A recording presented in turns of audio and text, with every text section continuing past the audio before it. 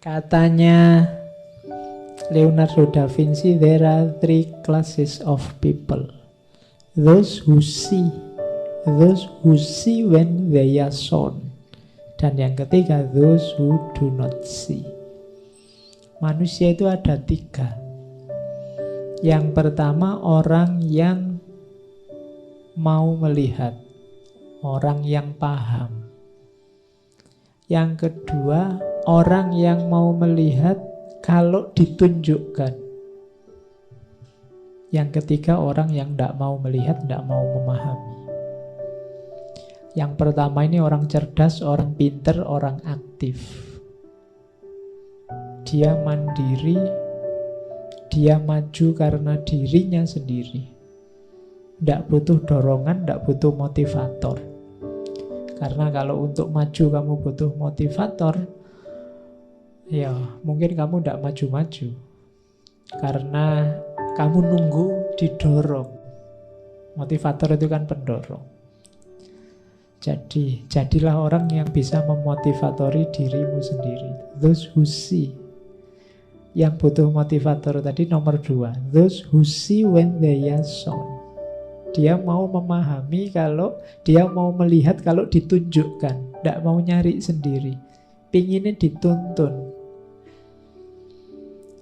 Belajar filsafat kok baca buku males.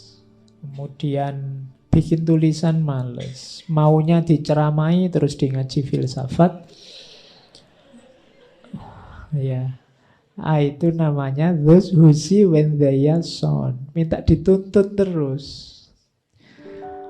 Jadi ya levelmu di bawah yang pertama tadi. Kalau yang pertama mengejar datanya sendiri, ingin tahu sampai tahu. Kalau yang kedua nunggu ditunjukkan, baru mau bergerak. Nah, yang ketiga ini yang berat, yang tidak mau tahu. Ini 3 klasifikasi dari Da Vinci. Cuma ini mungkin Leonardo da Vinci perlu membaca Imam Ghazali. Imam Ghazali lebih kompleks kategorinya. Ada orang yang tidak tahu tapi merasa tahu.